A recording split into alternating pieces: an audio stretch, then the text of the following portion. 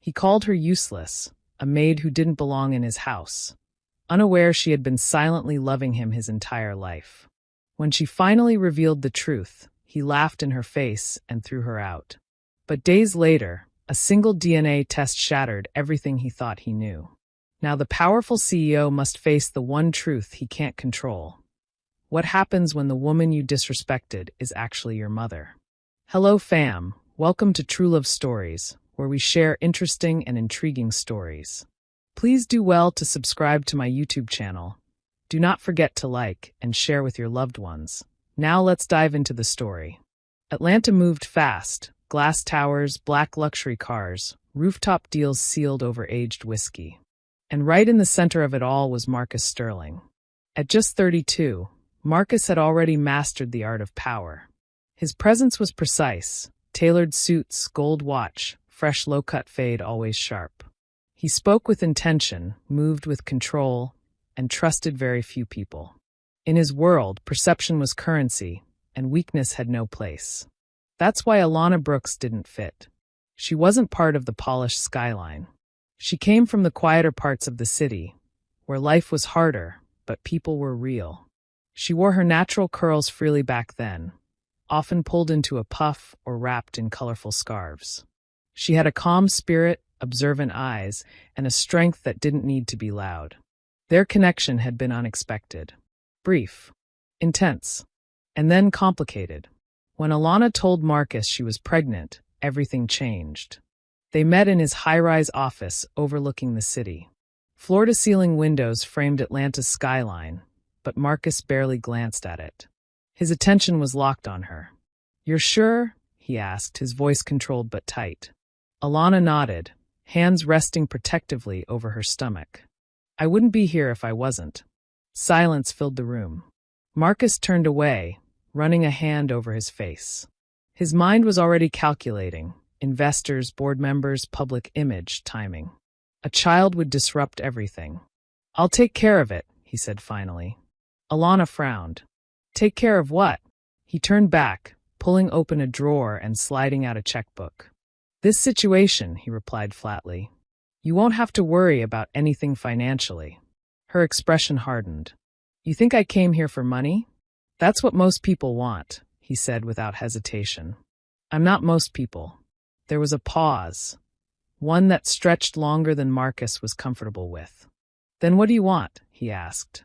Alana swallowed, her voice softer now, but steady. "I want my child to know his father." Marcus's jaw tightened. "That's not possible." "Why?" "Because of your image," she challenged. "Because of reality," he shot back. "I have responsibilities. A reputation. I can't just." "You mean you won't?" That hit.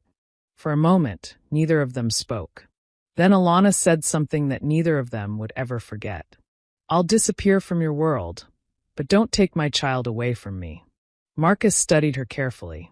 He saw no manipulation, no greed, just desperation and love. It unsettled him. Months later, after countless tense conversations, they reached an agreement. A secret. When Elijah was born, he would be raised in Marcus's home, given every opportunity, every advantage. And Alana would stay, but not as his mother, as the help. The Sterling mansion was nothing short of breathtaking. Modern architecture, marble floors, high ceilings that carried every sound just a little too far. On the day Alana arrived, she stood at the grand entrance holding a small suitcase, her heart heavy but resolute. A house manager handed her the uniform. A crisp black and white maid outfit, structured, spotless, impersonal. The white apron tied neatly at the waist, the contrast stark against the dark fabric. It wasn't just clothing. It was a boundary, a role she would have to live in. Alana changed in silence, staring at herself in the mirror afterward. She barely recognized the woman looking back. Not because of the uniform, but because of what it represented. She was about to become invisible in her own child's life.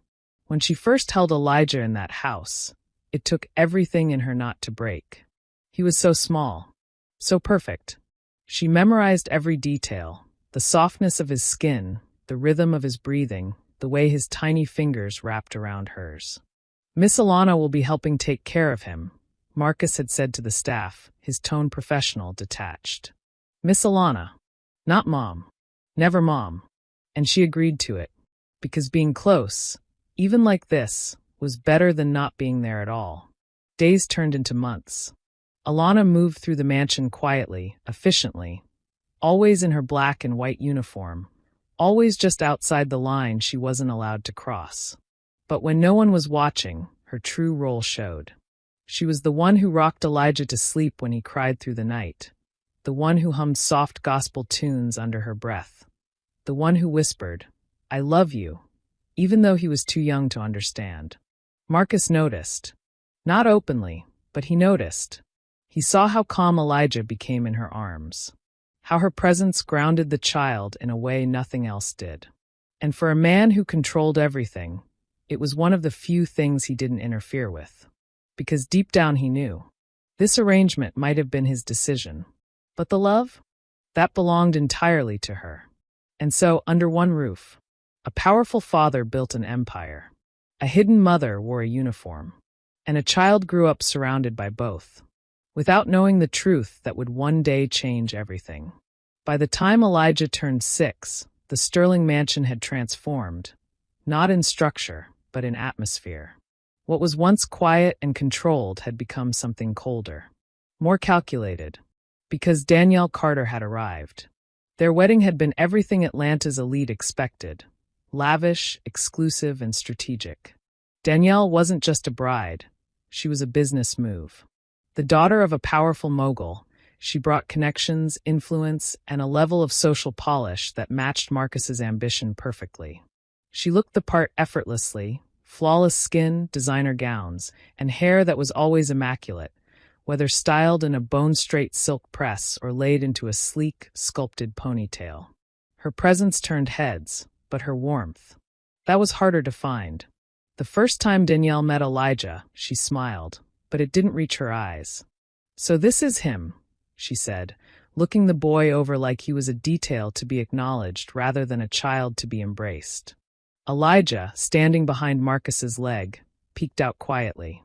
His hair was neatly shaped into a soft taper, his wide eyes full of curiosity. "Say hello," Marcus instructed. "Hi," Elijah said softly. Danielle crouched slightly, just enough to appear polite. "Hello, Elijah," she replied, her voice smooth but distant. Then she stood. And that was it. No hug. No warmth. No attempt. Alana saw everything. From her place just a few steps away, in her black and white Maid uniform, hands folded neatly in front of her, she watched the moment unfold with a quiet ache in her chest. She already knew what kind of role Danielle would play. And more importantly, what kind she wouldn't. As the months passed, the household settled into a new rhythm. Marcus became busier than ever, often leaving before sunrise and returning long after Elijah was asleep. Danielle filled the house with elegance, but not affection. She hosted dinners, attended galas, and maintained the image of a perfect wife. But when it came to Elijah, her involvement was minimal. She made decisions about his schooling, his tutors, his schedule, but never his feelings. "Discipline builds strength," she once told Marcus over dinner. "Love builds weakness." Marcus didn't argue, and Elijah learned quickly. The only place warmth existed was in the quiet corners of the house. In the early mornings, when sunlight slipped through the kitchen windows, Alana would make Elijah breakfast before anyone else was awake. "You gotta eat, baby," she'd say gently, sliding a plate toward him. Elijah would sit at the counter, legs swinging slightly, watching her. "You always know when I'm hungry," he once said. Alana smiled softly. Just a lucky guess. But it wasn't luck. It was instinct. As he grew older, Elijah began to notice the differences he couldn't quite explain. Other kids talked about their moms, how they hugged them, laughed with them, showed up to school events with loud cheers and warm smiles. Danielle showed up, but always composed. Always distant. She clapped politely, never enthusiastically, and she never stayed long. One afternoon after school, Elijah asked a question that lingered in the air longer than anyone expected. "Why doesn't she like me?" The room went still. Alana, who had been folding laundry nearby, froze for just a second before recovering. "What makes you think that?" she asked carefully. Elijah shrugged, avoiding eye contact. "She don't talk to me like that. Not like other moms." Alana's chest tightened. She wanted so badly to tell him the truth, to pull him close and say, "Because I'm your mother. Because I'm right here." But she couldn't.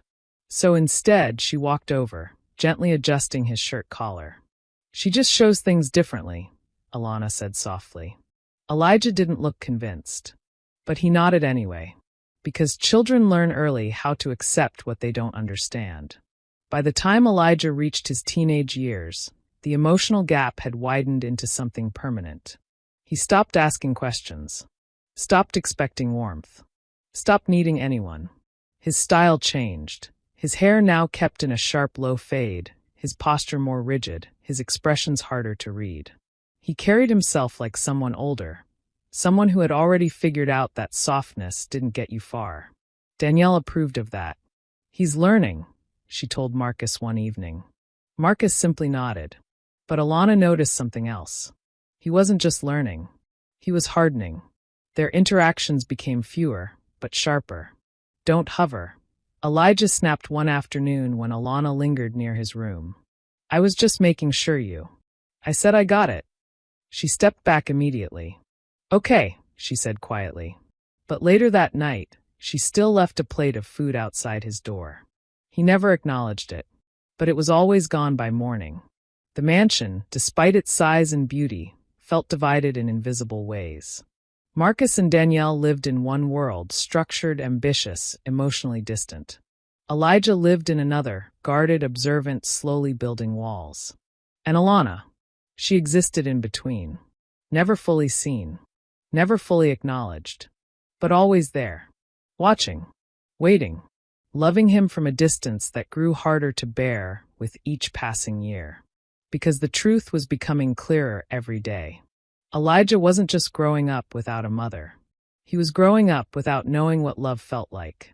And the only person who could have shown him was the one forced to hide it behind a uniform.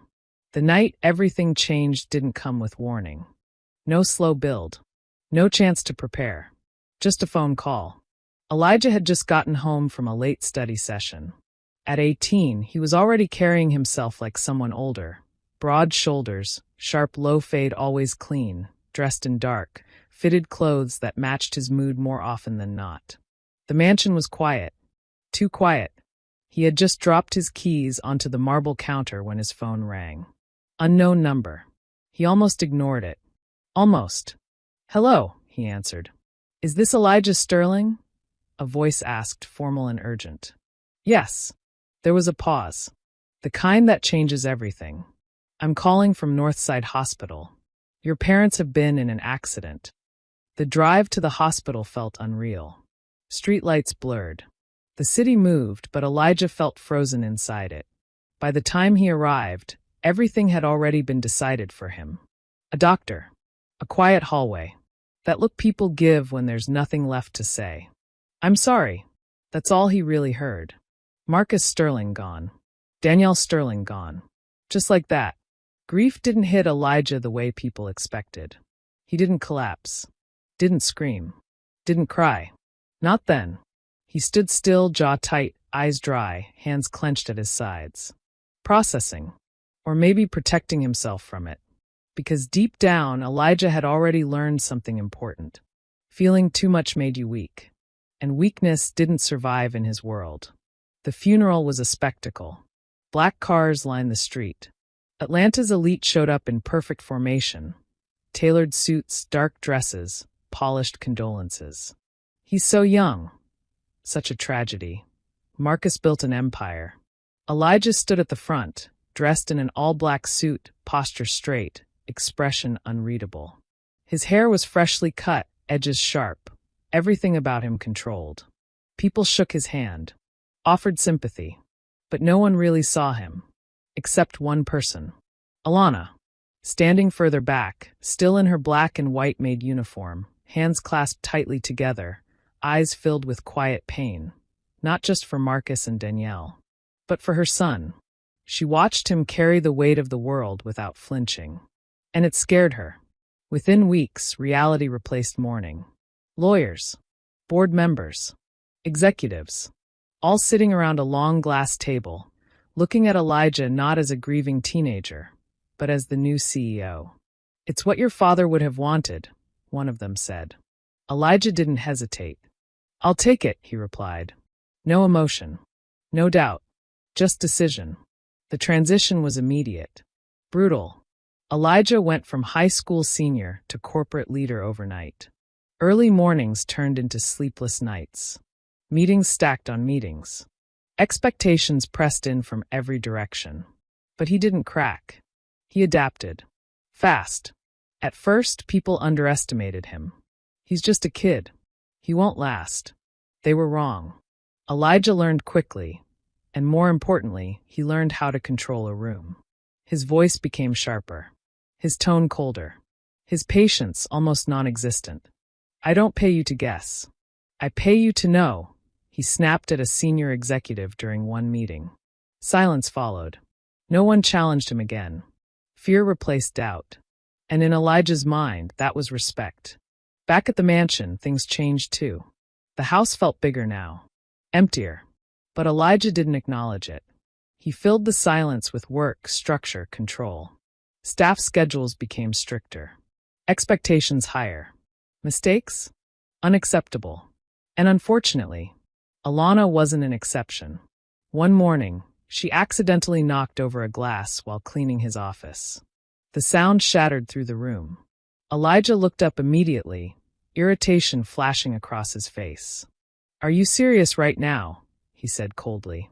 "I'm sorry," Alana replied quickly, already kneeling to clean it.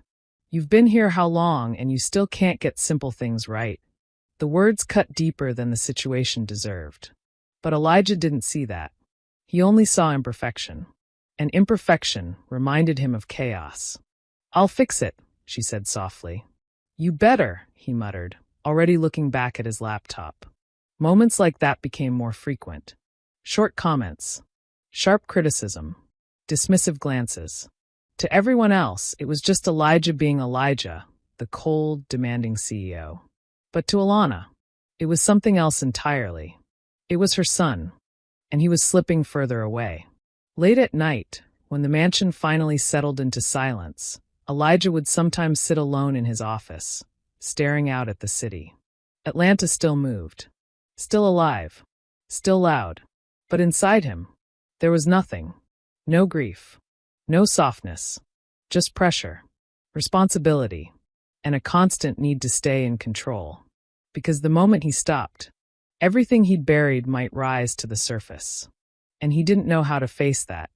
So instead, he built something stronger than grief. Stronger than pain. A version of himself that didn't feel. Didn't bend. Didn't break. But what Elijah didn't realize was this.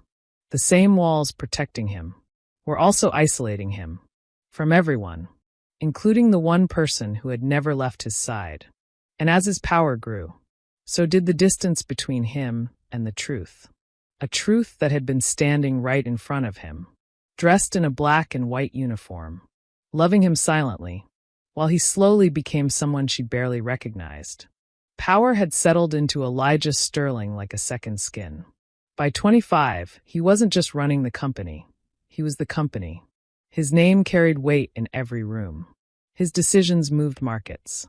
His presence alone could silence conversations. But with that power came something else. Distance. Not just from people, but from anything that resembled softness. The Sterling mansion reflected that shift. Gone were the small traces of warmth that once lived in its corners. Everything was sharper now, cleaner, colder, quieter. Staff moved with precision, speaking only when necessary, careful not to draw attention. Because attention meant risk. And risk often meant Elijah's temper. He had become known for it. Not loud, uncontrolled anger, but something worse. Controlled cruelty. The kind that came out in short, cutting sentences. Calm tone. Direct eye contact. No room for defense. You're inefficient. Fix it or leave. I don't repeat myself. That was Elijah Sterling. and no one was exempt, especially not Alana. Time had touched her gently but visibly. There were faint lines around her eyes now, her movements a little slower, but her presence remained steady. Her locks were often wrapped neatly under a scarf, and her black and white maid uniform was always pressed, always perfect. She carried herself with quiet dignity, even when he didn't. "Miss Alana." His voice echoed from the living room one morning. She appeared almost instantly. "Yes." Elijah didn't look up from his tablet. "This place is starting to look neglected." Her eyes scanned the spotless room, confused but careful not to show it. "I cleaned everything this morning." "Then clean it again." A pause. Not defiance, just exhaustion. "Of course," she said softly. It wasn't about the cleaning. It hadn't been for a long time. It was about control. And somewhere deep down, Elijah needed everything around him to stay in order.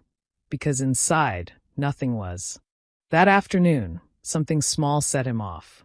A meeting had gone wrong. A deal delayed. Investors questioning his decisions. By the time he got home, tension sat heavy on his shoulders. Alana was in the dining area, adjusting the table setting. "Elijah, I made. I didn't ask you to make anything." Her words stopped mid-sentence. "I just thought." "That's the problem," he cut in sharply, finally looking at her. "You think too much for someone in your position." The room went still. Those words hung heavier than usual. Alana swallowed, steadying herself. "I was just trying to."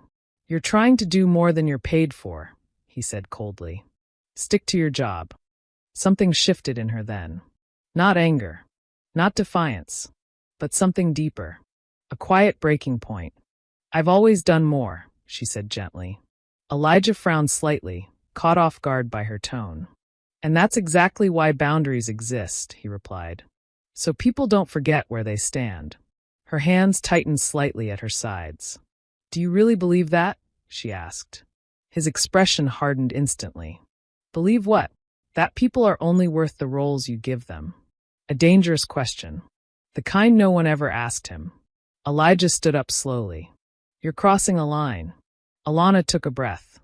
"I crossed that line a long time ago," she said, her voice still soft, but no longer fragile. Silence filled the space between them. For the first time in years, she wasn't shrinking.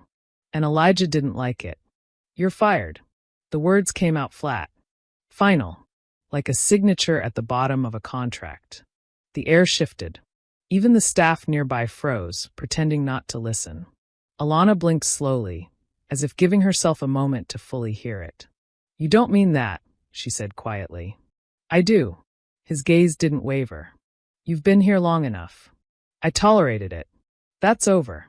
"Tolerated," she repeated under her breath. For a second, it looked like she might walk away. Accept it. Disappear quietly like she had always promised to do. But then, "I can't leave." Her voice cracked just slightly. Elijah's jaw tightened. "That's not your decision." "It is," she said, shaking her head. "You don't understand." "Then explain it," he snapped. And there it was. The moment she had spent years avoiding. The truth she had buried under uniforms, silence, and sacrifice. The truth that had lived in every glance, every quiet act of love. "I'm your mother." The words landed, but they didn't settle. Elijah stared at her. Then, he laughed. Not out of humor, but disbelief. Sharp, cold, dismissive. "That's what we're doing now," he said, shaking his head. "You think I'm stupid?" Tears filled her eyes, but she didn't look away. "I stayed because of you," she said. "Every day. Every year. I stayed because I couldn't leave my son." "You're not my mother," he said instantly, his voice dropping lower. "My mother is dead." "I'm not talking about Danielle," she whispered. That hit something, but not enough. "Not yet." "Stop," he said sharply. "Just stop. It's the truth." "It's a story," he corrected.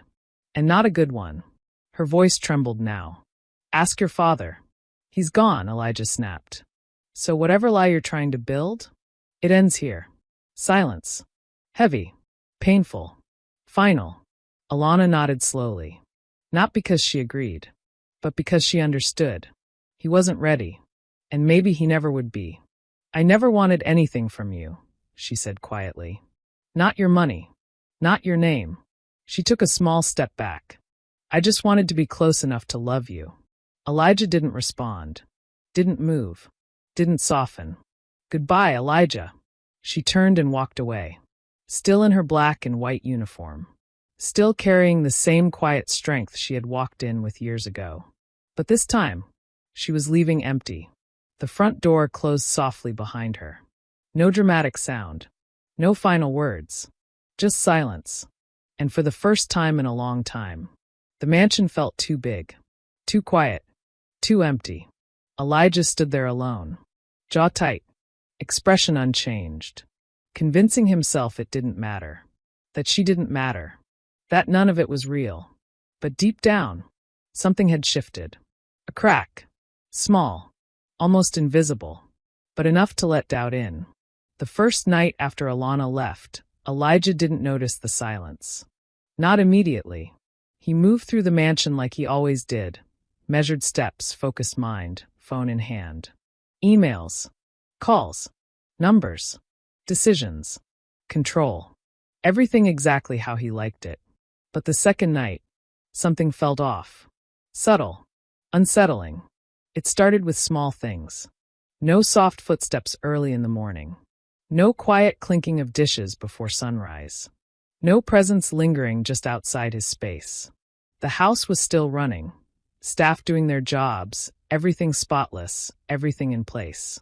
But something was missing. And for the first time, Elijah noticed. He tried to ignore it. Told himself it was routine. Adjustment. Nothing more. She was just staff, he muttered once under his breath, as if saying it out loud would make it true. But his mind didn't listen. Because memory has a way of showing up uninvited. It came in flashes. Alana handing him food without asking. Alana waiting up when he came home late. Alana noticing things no one else ever did. And then, her voice. I stayed because I love you. Elijah clenched his jaw, pushing the thought away. No, he said quietly to himself. It didn't make sense. It couldn't. But doubt is persistent. 3 days later, he found himself standing in the kitchen longer than necessary, looking at a plate of food someone else had prepared. It was perfect, technically, but it wasn't right. He couldn't explain it, and that irritated him more than anything. That night, he didn't sleep. He sat in his office, city lights stretching endlessly beyond the glass, his reflection staring back at him. Sharp, composed, controlled. But his eyes, restless. Then another memory surfaced. One he hadn't thought about in years. He was younger, maybe 8 or 9. Sick. Feverish. Half asleep. And someone was there. Cool cloth on his forehead. A soft voice telling him to rest. He couldn't see clearly back then. But now? He could. It was her. Elijah leaned back in his chair, exhaling slowly. Why would she lie? He murmured. But a more uncomfortable question followed. What if she didn't? The next morning, he made a decision. Not emotional. Not impulsive. Strategic. Controlled. I want a DNA test, he told his assistant. There was a slight pause. Understood. Discreet. Obviously. Samples were collected quietly. No announcements. No explanations. Just another task to complete. But waiting was different. For the first time in years, Elijah felt something unfamiliar. Not fear. Not exactly. But something close to it. Days stretched longer than usual. Meetings felt louder. Conversations felt distant. Even his own voice sounded unfamiliar to him at times. Sharp, but distracted. Focused, but not fully present. And then, the results came in. He was alone when he opened them. No audience. No witnesses. Just him. The envelope sat on his desk longer than it should have. Untouched. Heavy. Finally, he picked it up. Opened it. Read. And everything stopped. 99.9% probability. Elijah stared at the paper. Once. Twice. Again. As if the numbers might change. As if reality might correct itself. But it didn't. His grip tightened. Then loosened. Then, the paper slipped from his hand. For the first time since he was a child, Elijah Sterling broke. Not controlled tears. Not quiet emotion. But something deeper. Raw. Unfiltered. Years of restraint cracking all at once. He leaned forward, elbows on his knees, hands covering his face as the weight of it all came crashing down. Every word he had said to her. Every time he dismissed her. Every moment he made her feel small. His mother. She was telling the truth, he whispered, his voice breaking. And suddenly, everything made sense. The way she looked at him. Not like staff. Not like obligation. But like family. The way she stayed. Through everything. Without asking for anything. The way she endured him. Even when he didn't deserve it. Elijah let out a sharp breath, shaking his head as regret settled deep in his chest. I fired her, he said, almost in disbelief. The realization hit harder than anything else. Not just that she was his mother, but that when she finally told him the truth. He laughed. Silence filled the room again. But this time, it wasn't empty. It was heavy. Elijah stood abruptly, grabbing his keys. For once, there was no calculated plan. No strategy. No control. Just urgency. He needed to find her. Not as a CEO. Not as a man protecting an image. But as a son, who had made a mistake he didn't know how to fix. As he stepped out of the mansion, something felt different. Not lighter. Not yet. But clearer. Because for the first time in his life, Elijah Sterling knew exactly what he had lost. And exactly who he needed to become to get it back. Finding her wasn't easy. Not because she was hiding, but because Elijah had never really known where she came from. All those years, and he had never asked.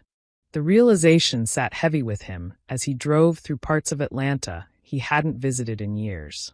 Streets that didn't shine like Buckhead. Murals on brick walls. Corner stores. People sitting on porches talking, living, real life unfiltered. This was her world.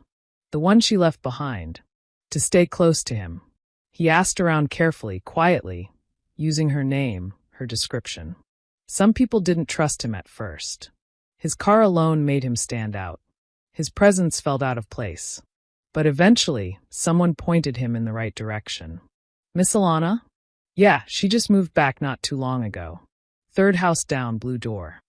Elijah stood across the street for a moment. Just looking. The house was small. Modest. Nothing like the mansion. But something about it felt alive. For the first time in years, Elijah hesitated. Not out of fear, but uncertainty.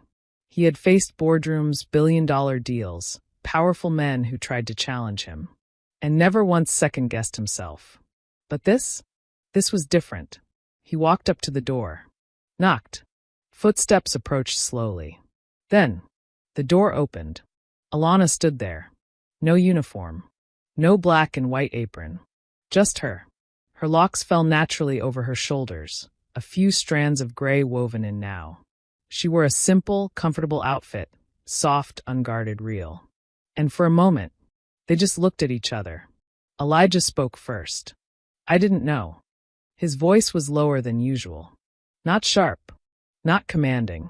Just human. Alana studied his face. Not the CEO. Not the man the world feared. But the boy she had raised in silence. I know, she said gently. That was all it took. The tension in his shoulders dropped, just slightly. Enough. I took the test, he continued, holding her gaze. I should have listened to you, but I didn't. His voice tightened. I said things I shouldn't have said. Alana opened the door wider. Come inside. The house was warm. Not in temperature, but in feeling. Family photos lined the walls. Old memories. Pieces of a life Elijah had never been part of. And yet, he felt connected to it. They sat across from each other in a small living room. No distance of power. No titles. Just truth. I was young, Alana began.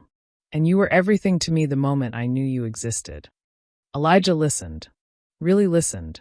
I knew your father's world wasn't built for someone like me, she continued. But I also knew I couldn't stay away from you. Her eyes softened. So I chose the only way I could be close. Elijah swallowed. That uniform, he said quietly. It wasn't about the job, she replied. It was about staying. Silence settled between them. But this time, it wasn't painful. It was understanding. I watched your first steps, she said, a small smile forming. Heard your first words. Stayed up with you when you were sick. Elijah's chest tightened. You remember that? He asked. Every moment, she said softly. He looked down briefly, shaking his head. I thought I was alone. You weren't, she replied. You just didn't know where to look. That hit deeper than anything else. I became someone I don't even recognize, Elijah admitted. Alana tilted her head slightly. No, you became someone who didn't feel safe being soft. He exhaled slowly. That's not who I want to be anymore. Alana didn't rush to respond. She just watched him, measuring, not his words, but his sincerity. Change takes time, she said finally. I know, he replied. I'm not asking for everything at once. He hesitated, then said the word he had never said before. Mom.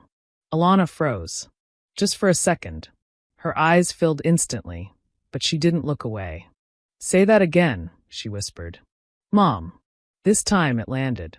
Fully. Tears slipped down her face as she reached for his hand. And Elijah didn't pull away. For the first time in his life, he didn't need control. He just needed connection. The days that followed weren't perfect. Change didn't happen overnight. But it happened. Elijah started showing up differently. At work, his voice was still firm, but no longer cutting. He listened more. Spoke with intention, not intimidation. People noticed. Not immediately, but gradually. At home, there was no more Miss Alana. No more distance. He brought her back into his life, not as staff, but as family. She didn't return to the mansion as a maid. She returned as his mother. On her terms. They built something new. Something honest. Some mornings he'd stop by her house before work, just to sit, eat, talk. No agenda. No pressure. Other times she'd visit the mansion. And for the first time, she walked through the front door without a uniform. Without boundaries. Without hiding. And slowly, the man who once ruled through fear learned how to lead with understanding. Because power had taught Elijah how to control everything.